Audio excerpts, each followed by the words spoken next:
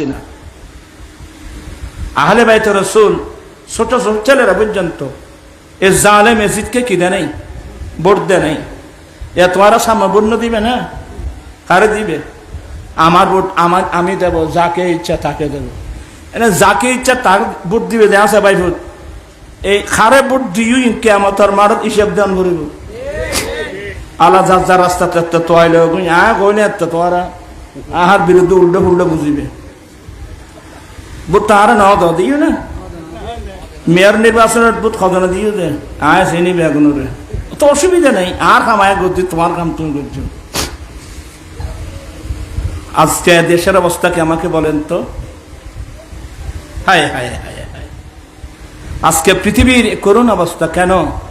কারণ আমরা বড় বেওফা উম্মত। আল্লাহর স্পেশাল দয়া, আল্লাহ আমাদেরকে ইমামুল আম্বিয়া দান করেছেন, কিন্তু আমরা সেই নবীর সুন্নত, সেই নবীর আদর্শ, সেই নবীর তরিকা দর্শন বাদ দিয়ে আমরা আশেপাশে মানুষের পিছনে পিছনে জীবন কাটাচ্ছি।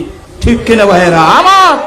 আর এগুলো না, যে নবীর আওলাদরা পর্যন্ত হিন্দু নয়, বুদ্ধ নয়, খ্রিস্টান নয়, জুম্মা নয়, চাকমা নয়, যে মুসলমানের হাত থেকে আমার নবীর আওলাদ পর্যন্ত কি থাকে নাই, রেহাই পায় নাই, নিরাপত্তাকে নেই। ইসলাম কলুষিত হয়ে গেছে, ইসলামকে কলঙ্কিত করা হয়েছে।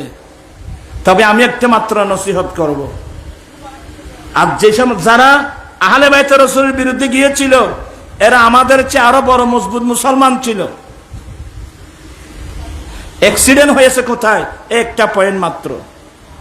মুসলমান কোথায় অ্যাক্সিডেন্ট হচ্ছে? আমার রাসূল বলছেন মুমিন কাকে বলে? মুমিন বলা হয় মা, বাবা, ছেলে, সন্তান, স্ত্রী, পুত্র, পৃথিবীর বুকে যত আপনজন আছে, যে সবচেয়ে নবীকে বেশি ভালোবাসবে সে মুমিন। এই ওয়াজগুলো আহলে সুন্নাত ওয়াল জামাতের আলেমদের জবানে আজীবন আমরা শুনে আসছি না? আমি যদি জানের চেয়ে নবীকে ভালোবাসি, খোদার কসম পৃথিবীর কেউ আপনাকে অ্যাক্সিডেন্ট করতে পারবে না। আমার ছেলে হোক, মেয়ে হোক, ওয়াইফ হোক, নেতা হোক, নেত্রী হোক, জায়গা হোক, জমি হোক, মন্ত্রিত্ব হোক, প্রেসিডেন্ট, কিছুই আমাকে অ্যাক্সিডেন্ট করতে পারবে না। दूर कर दे जुदीन और ईमान से, अरे दूर कर दे जुदीन और ईमान से, ऐसी शान ऐसी अजमत नहीं चाहिए। दूर कर दे जुदीन और ईमान से, ऐसी शान ऐसी अजमत नहीं चाहिए। अरे मिल गई है नबी की गुलामी हमें, अब जमाने की दौलत नहीं चाहिए। दौलत দিয়ে কি করব? যেই দৌলত আপনাকে আমাকে দামানে মুস্তফা থেকে সরিয়ে নেয়, এই দৌলত দিয়ে আমি কি করব? আচ্ছা আপনি হাজার হাজার কোটি টাকার মালিক, আপনি একেবারে 20-30টা ফ্যাক্টরির মালিক, হাজার হাজার কোটি টাকার মালিক, 20-30টা ফাইজার ফ্রাডো গাড়ি আপনার পিছনে ঘুরে, হাজার হাজার আপনার পিছনে ঘুরতেছে। আপনি যাই কিছু বলেন মেমোরিতে রাখতে হবে, এক সময় যখন শেষ হবে সবগুলো ফেলে আমাকে কবরস্থানে চলে যেতে হবে।